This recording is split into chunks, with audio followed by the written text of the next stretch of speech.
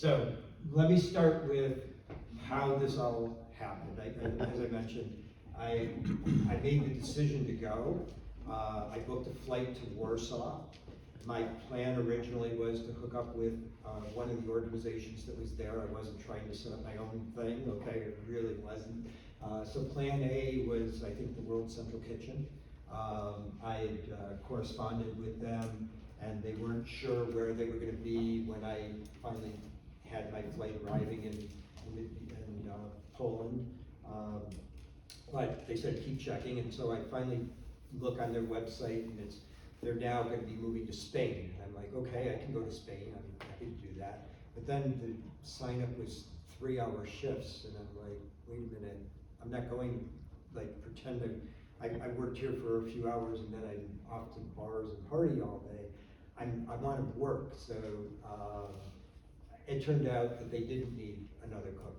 They had enough cooks in their efforts, and so I said fine. And so then I plan B, plan C. I was going to go and get a big pot at a restaurant supply house, get a burner, and I show up at a park and just start cooking. I go and rent an Airbnb room, make soup, show up every day, serve out of tin cups, take everything back to the Airbnb, wash it, and just keep doing that all day long for as long as I could. And that was something my wife, Madeline, was not real enthusiastic about. She thought that I might get arrested. So then I said, okay, I'll call the police, and I'll let them, tell them that I'm also willing to feed the first responders and people that are helping to manage the refugees, and maybe that'll plan C. Yeah, I just kept coming up with all these. 3 days before I left, I spoke to somebody who told me about a priest in Pittsburgh, Pennsylvania. And he said, this is the guy who can tell you what and where to go, where you can make a big difference. And they said, but I'm going to tell you now, you can't reach him. Like, this is the guy that Mick Jagger calls when he wants to donate $1 million to the effort. This priest is super busy. He's been written up in the New York Times. He doesn't return phone calls. Good luck. But I have a pretty good persuasive way about me, and I can usually get things done. And I wrote a note, and I texted, and I called the church that he was at, and called the diocese. I reached out every way I could, and within an hour, I got a call back. And my note to him was, I'm a cook, I'm leaving 3 days, I know how to cook for a lot of people, I want to help the refugees, and I have no return flight.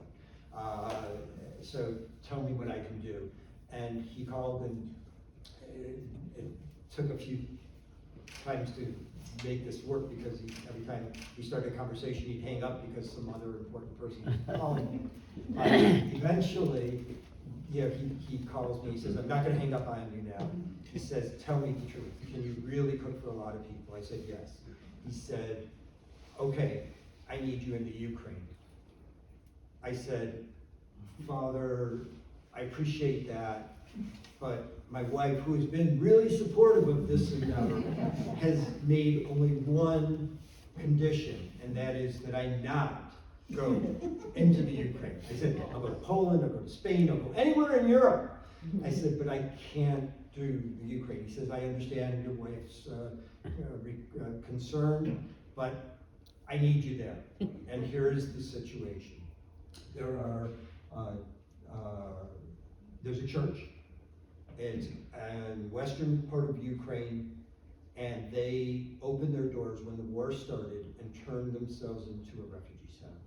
This was a church that was a part of a pilgrimage trail, and so people would go and they would stay a night or two. They'd walk the trail, and it was part of this religious experience. But they turned their entire facility into a place to service the refugees.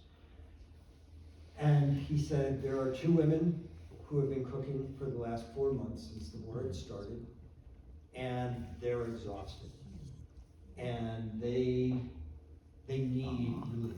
And so if these are women that would normally cook for a festival, or they cook for a couple of, for small groups, but they would not be cooking for 50 to 100 to 200 people on a regular basis, and they were cooking 3 meals a day, and they're exhausted. So if you can do that, this would be what we need. So how do you do this? Well, I was landing way up there in Poland, and I needed to get to this city. It starts with PRZ. I had it on my phone because I couldn't, no matter how I spelled it phonetically, I couldn't say it. And everywhere I was, as soon as I landed in Poland, trying to find people to speak any English was really, really hard. So I hold up my phone, it's like, I'm trying to get here. So I land, I get through customs. I had no check bags. I had 2 pairs of pants, 3 shirts, a roll of masking tape, an apron, a couple of hats, my Tevas. I was really, my yoga mat. And so I made it to the railway station, and I was supposed to get to that city. But halfway there, the train broke. And so we all got off the train, and they said it's going to be an hour. And I'm like, okay. And I had talked to the father running the church, who said he would meet me at 6 in the morning to, I would have to walk across the border from, how do you pronounce that? Przemysl. Przemysl, I would walk across the border. And so the plan was I'd get to Przemysl in the evening, and then you couldn't walk across the border at night, there was a curfew. And so the next morning, 6 a.m., I'd get there. Well, the train broke, and we waited an hour, and another hour, and another hour. And finally, I'm like, oh my gosh, you know, I'm now vibering, which I didn't know existed prior to this trip either. But this is their texting, and so I'm vibering saying, my train is broke, but I'm gonna figure out a way to get there. And I get a car to drive me from the middle of Poland to Przemysl. I get there at 2:30 in the morning, and my wife Madeline had found a hostel, Airbnb type thing, and I show up at 2:30 in the morning, and I'm ringing the bell, and we're not, they're like not answering, sure. And finally they, intercom person, what do you want? I said, I have a reservation, and one night. I said, I need to, they said, it's too late. I said, no, you don't understand. I've got to walk across the border in the morning. I'm going to be out of here at 6 in the morning. I just need a shower. I've been on the road for over 30 some odd hours, and I just, quick shower and a bed and out. So they finally let me in, and I got up at 5:30, walked across the border. The first part of the border was really easy. You walk out of Poland, and they're like, no problem. Okay, then, and I thought, okay, now I'm just going to go and meet the priest. I didn't realize that there's the other part of the border, which is walking into the Ukraine. This is not as easy. A rather long line, and it's like they're asking you a lot of questions, like why are you coming in, and what are you doing, and that. So anyway, I got through. Sure enough, there was the priest. He spoke very little English. I don't speak any Ukrainian. I started using this Google Translate thing, which kind of works. It's a one-way communication, but he drove me to the church, and he said, look, you've been on the road, do you want to, I'll show you where you're going to sleep, and then you can start tomorrow. I said, no. I said, let me just drop my knapsack off, and I'm ready, take a vacation. And so that's what I did. I got in there, that was me at the airport, with my yoga mat, and so I got to the kitchen, and when I first walked into the kitchen, they were in the middle of lunch service, and so they said, nobody's speaking English, and I'm like, can I help you? And, no. And I'm like, okay, there's a small corner over here in the kitchen. Can I use? Yeah, sure. Grab a knife, and I go into the walk-in cooler and I find some peppers. And I figured I'm just going to start making some stuff for the next day. Figuring, okay, I'm going to start the next day. We'll figure out all the details, but for now I'll stay out of their way, and I'll just do some marinara sauce. And so I started cutting up some peppers and some onions and sauteing, and I put them in a pot, and I go over, I say, can I use this burner? And they say yes. I put the pot on the burner, and I start making it, and then adding tomato products. I go into the pantry, and the pantry, by the way, I'll get to that. But anyway, you go into a pantry, and whether it's tomato products or rice or spices, everything from the Red Cross to aid organizations around the world have been sending products to any place that needs it.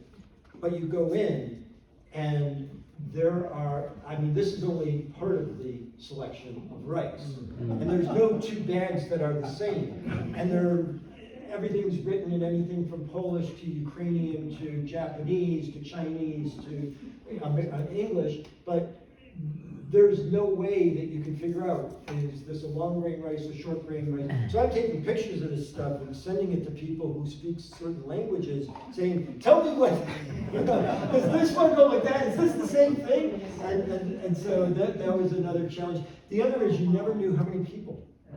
I mean, sometimes it would be 50 people, and sometimes it would be 200 people. Because sometimes it would be more refugees, sometimes it would be that there was a festival, sometimes it was on the weekend, and the people who were members of the local church would be coming in, and after going to church, they'd come to share a dinner and see the refugees and what they were supporting. I mean, they would sometimes bring food products as donations and things like that. So as a result, you never knew. One meal I made a big, huge pot of fish soup, and I wasn't sure how many people, and so I put a rock in it. And I called it rock soup, and I told the story of rock soup. If you don't know the story of rock soup, you can look it up. But I just kept adding to it. So, as the day went on, because it was all day, I just kept adding more things to it. And it went from soup to stew to soup again. Sometimes you would end up, I would end up with people bringing in things that I'd never cooked, or that I didn't know how to cook for a lot of people. In other words, so here were part of, there was 2 goose, a turkey, a couple of chickens, I don't know, a bunch of poultry. And so I'm trying to figure out, okay, how are you doing this? And so I'm talking to these 2 women. This is like the last conversation I get with them, in some ways. They're working with me, but they show up at 8:30 or 9 o'clock, and they do lunch, and that was the arrangement. One would take off 2 days, then the other would work 2 days, and so they did it that way. Anyway, they said, oh, just roast them. And I'm thinking to myself, okay, if I roast them, one person gets a beautiful piece of breast meat, another person gets a nice thigh, and you get a neck.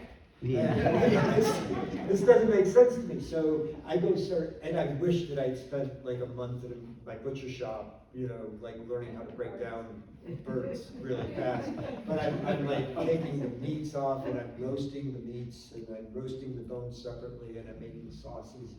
And I finally did learn how to, combine things to make it so that everybody got a fair meal. But then people would show up with fish, and it's like, okay, just caught this and with that. The other thing was, this wasn't served, if you think about it, and we were all sitting here talking about how we're gonna feed anywhere from 50 to 200 people. You would probably, we'd say the easiest is gonna be a buffet. Let's just set it up that way. I think part of it might have been it was during or after COVID, and buffet might not be the most sanitary. But the other was, there was an attitude of wanting to make these people feel human and safe and respected. And they had just been through a lot. These kids and these women there was a lot of trauma, and you gave them, the church gave them sanctuary, but also treated them as human beings. And so it wasn't just like, here's food, here's a basket or here's a bag. It was, every meal was plated. Every meal was to look beautiful. I served things that they might not have been accustomed to. I mean, one person said, they never could have imagined serving fruit salad with eggs. It's like, why would you have fruit for breakfast? And also the way in which they served originally when I got there, breakfast was at 9 a.m., dinner was at 6 p.m.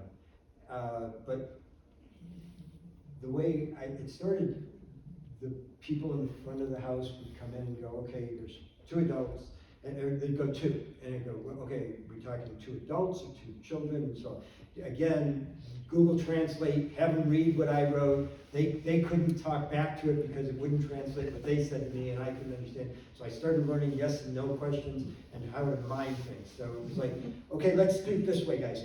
Big, small. Okay, let's try it there. And so, but at the beginning, you would have, 3 big, 2 little, okay, good, and each one would be, and there'd be this lag, but the people would just kind of drift in over a period of an hour or 2. After I was there a week, people started getting accustomed to what I was serving and how I was serving them. They were lining up. and so literally, by 5:45,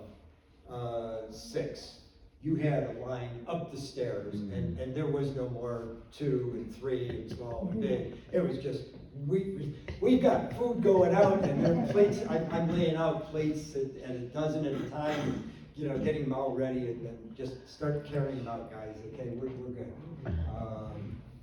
But then, again, the goal was to really treat them. I would like to think that maybe some of the meals that they had were some of the best meals that they'd had in a while that I served. Twice a week, I went to the market.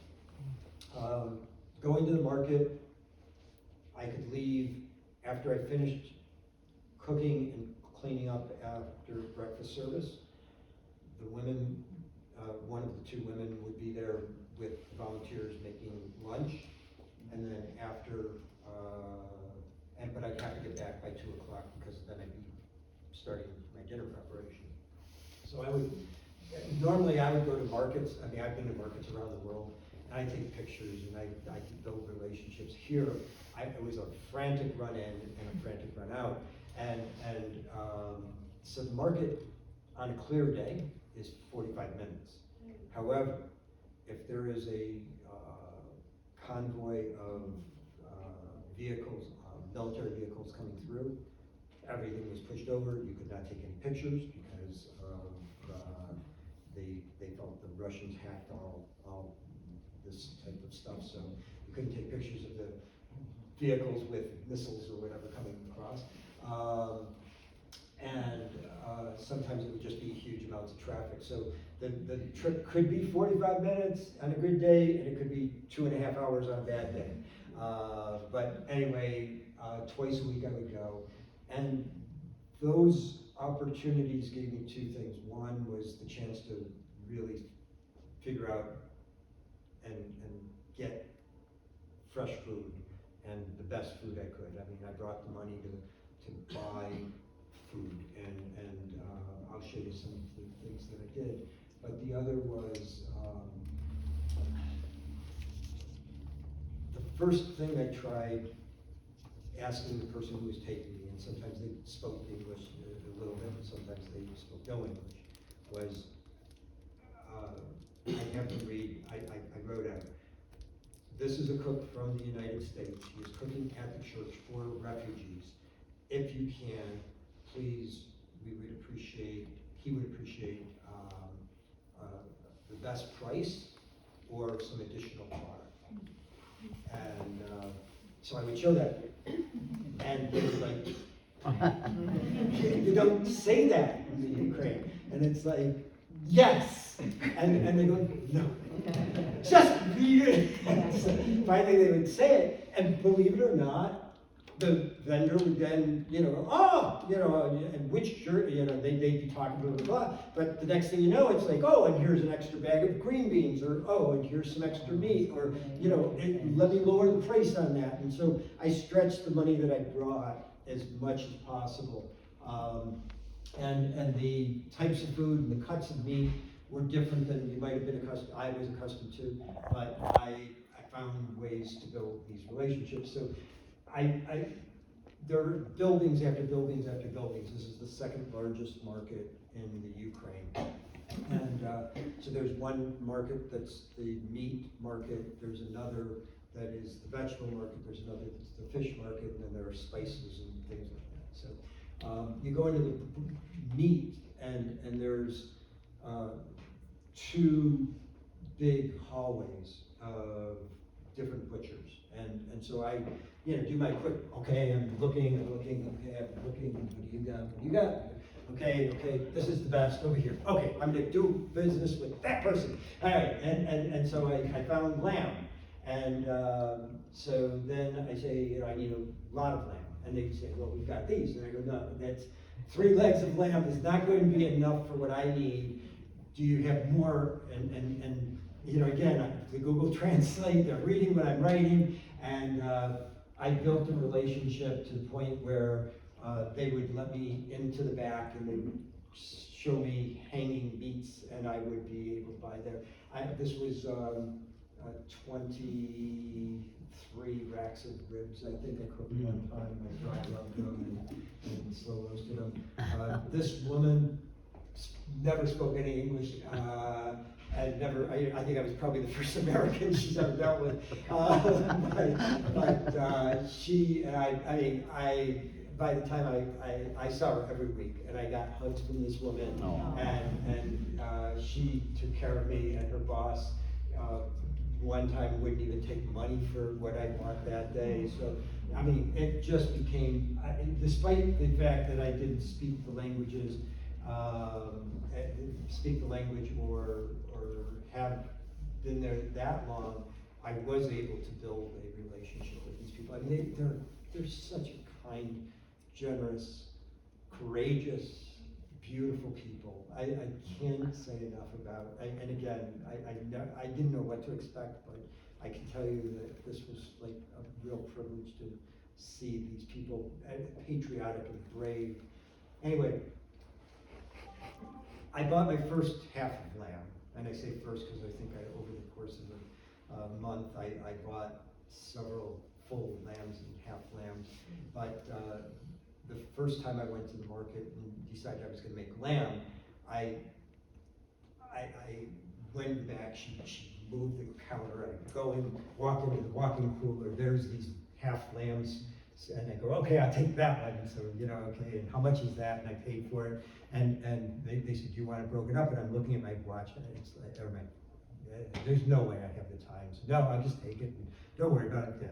Put it over my shoulders, and I walk to the car, and I get to the car, and we stuff it into the back, and I got the vegetables and everything else.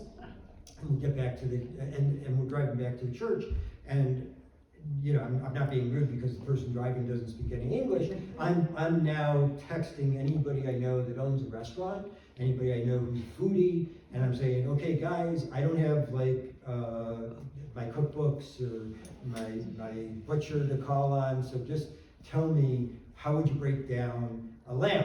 Okay, I haven't done this before.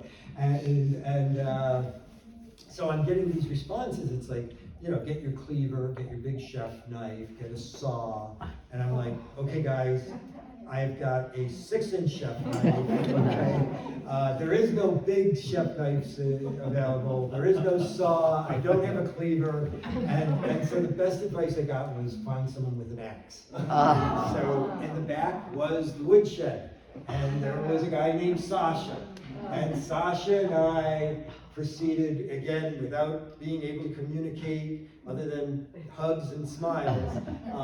Sasha had his axe, and we went to town breaking down lamb. And that. I mentioned earlier that the priest asked me to speak to this journalist, and I ended up being on their national news, and I did get somebody to translate it and put English subtitles and posted it on the internet. So if you're interested, you can let me know on that. In the story about this, they interviewed me for like an hour while I was cooking, but then they interviewed the priest and they interviewed some of the refugees. So the priest is talking about this, and he said, look, this guy shows up. He has no ties to our people. He said he comes into a war zone, a country of war, and he just wants to help. He says, I've never seen this before. He said, you know, as a priest, he says, this is our job.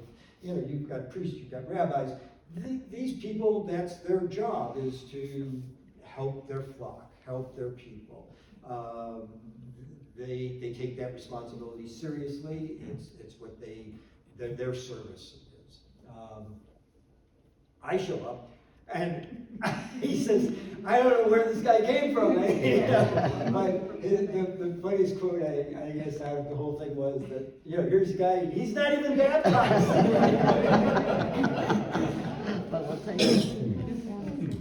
The priest also asked me, you know, again, chaotic is an understatement, but the priest asked me to do one more thing, which was that Independence Day was coming in like the third week I was there, and he said there's a group of women that are trying to raise funds for the soldiers, and I would appreciate if you could help them. They're in the next village. So I'm thinking this is like 5 or 10 minutes away, and you know, whatever.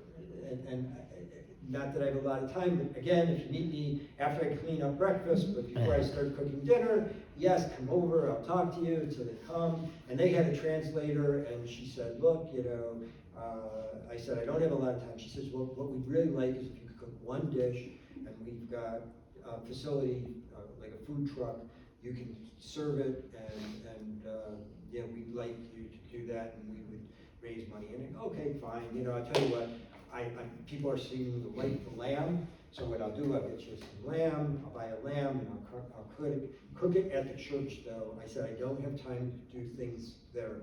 You'll have to pick me up after 5 o'clock, and then get me back, you know, after the festival, because then I've got to get up early the next morning. And so I thought this was all worked. I had like 6 pots prepared when they picked me up. I had a lamb that had been dry rubbed and broken down and roasted, and so that was in 1 pot or 2 pots. And then I had lamb gravy that was made from the bones, and then I had some rice that I mixed up with some raisins and things like that. And so they're taking the money. I don't want to, you know, people are like trying to give me the money. No, I don't touch the money. Give it to that person over there. And so I'm just spooning, you know, bowl of rice, lamb, gravy, giving it to them. People seem to be paying whatever they're paying. I have no idea of how that works. They asked me to wear this fancy shirt. They thought this was really important to them. And I'm like, guys, I'm cooking, okay? It's like, there's no way I could wear this and cook. So I promised them that I would put it on prior to finishing the festival. I would put it on, and they could take, because they wanted a photo of me in the shirt that was special. And you're not even baptized. And in this picture, there is me right there. But let me tell you, what's my next slide? Okay.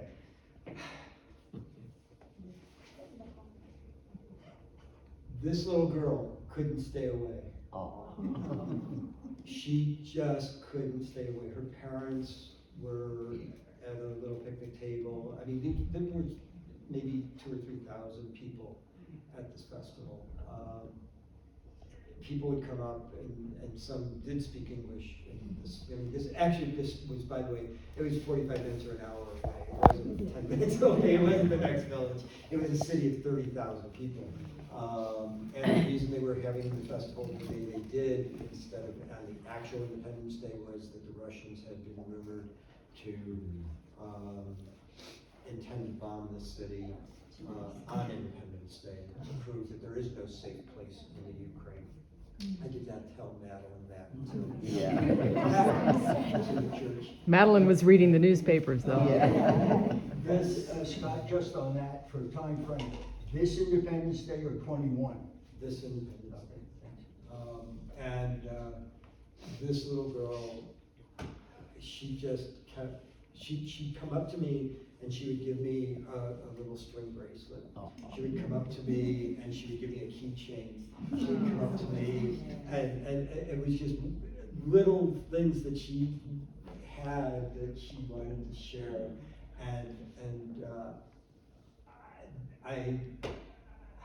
This little girl touched my heart. I mean, there's so many of them that touched my heart, but this one, this was like being embraced by the most loving, generous soul. And I can't before I get to this, so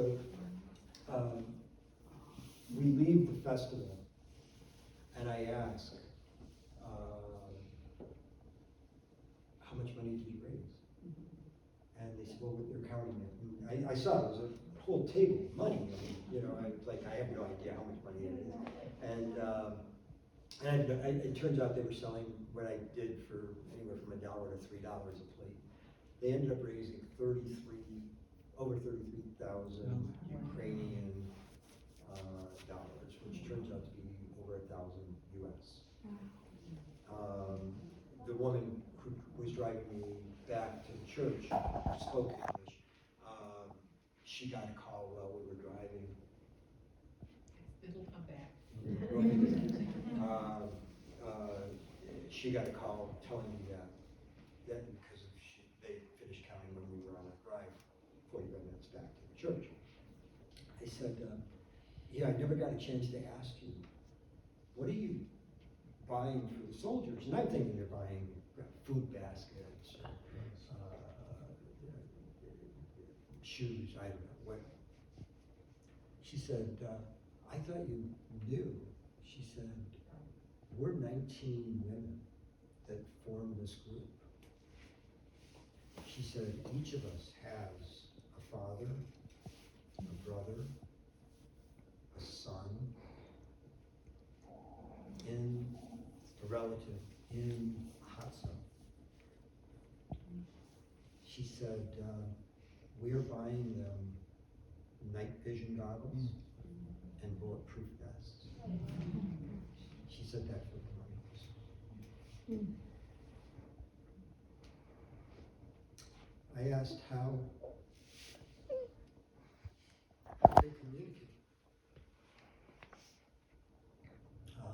Do they get email or text from their loved ones? And she said, oh no. She said, we're all in the same position. We wait every day for one call. Sometimes it's from our father, brother, or son. And sometimes it's from somebody that just knows them, saying that they made it through the night.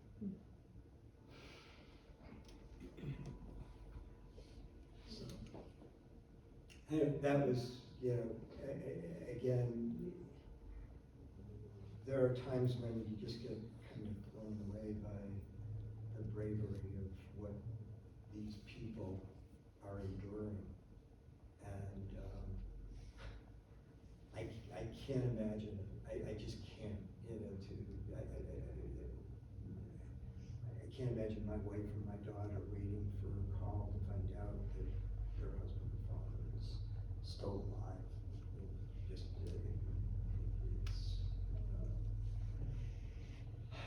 This is the Father Ivan, who runs the church. His mother was in the last days of her life while I was there. And he came to me when he looked terrible. He'd been up all night, and he'd been with his mother, and it wasn't going well. And I said, is there anything I can do? He said, no, she's not eating. I said, well, tell you what, let me just give you some soup. And he said, well, she's not eating. I said, that's okay. I'm gonna make this, you take it, maybe she has a little. I made a broth, and he took it, and he came back that day, and he said, listen, she has not eaten in 2 days, and she ate all the soup. And so every time he would go to visit his mom, I would create some soup, special soup for his mom. All right, to change, I've changed a little bit. In addition to being a cook, I am an artist. Over a decade ago, I had started something called the Lifecubeproject. It's based on a belief that I have that if you write down your goals, your dreams, your wishes, your aspirations in life, the chance of it happening increases. I grew up in the inner city in upstate New York. I overcame a lot of challenges, and I attribute a lot of my success in life to having done exactly that, written down what I want to accomplish. And I've done some huge installations. It started at a festival called Burning Man, but it went on to do it in other cities, and I've done some smaller installations. At the middle and end of the third week, I went to the priest and I said, Father Ivan, I would like to do one more thing for the people here at the refugee house, at the Open House. I'd like to create an installation. And I tried to explain what I do, but I don't think he really understood it, but it was like I wasn't, he just said, yes, of course, whatever you want to do, Scott, it's fine. So I one night got it finished at 9, 10 o'clock at night, and I started working on LifeCube Ukraine. And so the things that I did, I wrote a letter that I showed people in the morning. I put it on the tables at breakfast, and I taped it to the wall. There's my little basket tape. And it basically, there's a reason, by the way, that they always keep saying Scott the chef, because there is no word for cook in Ukraine. If you put in cook, it turns out to be chef, because I would take the Ukrainian transfer back to English to make sure I wasn't saying something wrong, and every time I did it, it came out chef. But it was, in addition to being a cook, I'm an artist, and I've started this project, and I'd like to do this for you, and you can try and find some information about it. And so I did that, and I created these signs, and there was 10 of them, and I printed out 3 copies, so I had 40. I had 40 of these signs. And these signs that I have no idea what I said now, but I'm pretty sure they said something along the line of, what do you envision doing after the Ukraine wins the war? What do you want to be when you grow up? I was just, the goal being to get them to think of something other than the war, and to think about something positive, and to think about something in the future that they could look forward to. And so those were, again, with my masking tape, just taped up all around the church. And hundreds of people wrote down their goals, dreams, and aspirations. It was, I was blown away, because I couldn't explain to them, like I am to you, what this was about. I'm showing them a letter that I spent a few hours doing at night, but I'm with lack of sleep, I'm not the most articulate, I didn't have Madeline to edit. And I'm asking them to write down something very personal. and they're not sure what it's for or why. But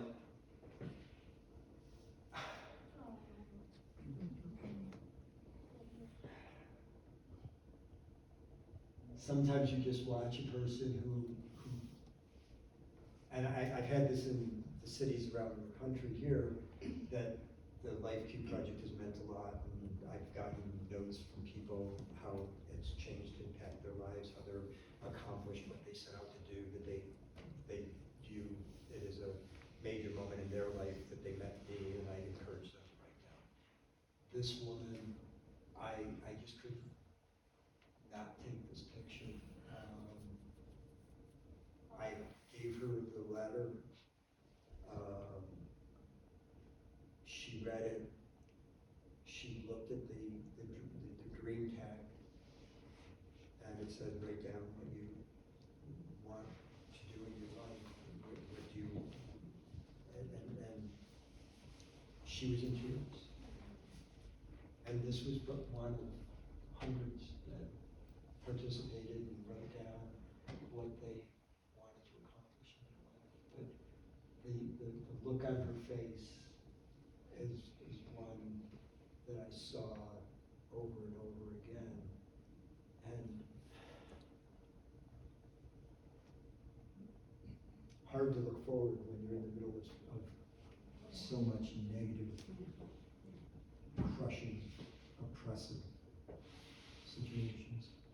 So, this is LifeCube Ukraine. It's the smallest of the LifeCubes I've ever done. I mean, most of my installations have been like, they've been up to 24 feet, okay, like big as this room, okay. This one, I think we were about 6.5 feet, if that. It was put together. The other thing to realize is that wood is a real premium. I didn't understand until we started this, but the father came to me and said, you know, we want to do this, and it seems like the refugees are really interested in doing this, but you want to burn it, and you have to realize we're trying to collect wood for the winter because it's supposed to be a very brutal winter, and this is the way they're going to heat. And so they gave up this much wood, and one of the people helped put it together, and so that night at sunset, we lit it on fire, and it was very meaningful. This is a group of the refugees and some of the priests, and they signed a flag. I had said I wanted to try and get a flag at one point, and they heard this, and so they surprised me with this flag that was signed by the refugees. And they also gave me, there was an artist who painted a portrait of me that I had no idea he was working on all along.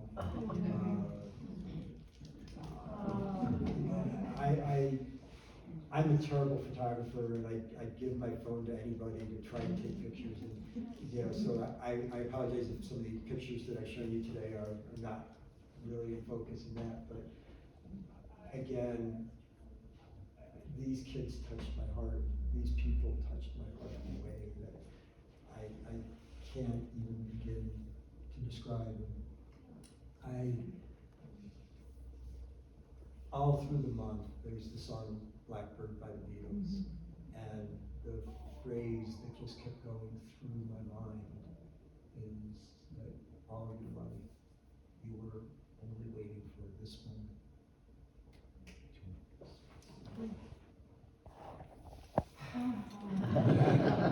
I made it home in time for my daughter's wedding. As I told you, I had no return flight. My Madeline was insistent that I try and figure out when I was coming home, and you know, we talk every night. I got home in time, and there's me at my daughter's wedding. That's my story.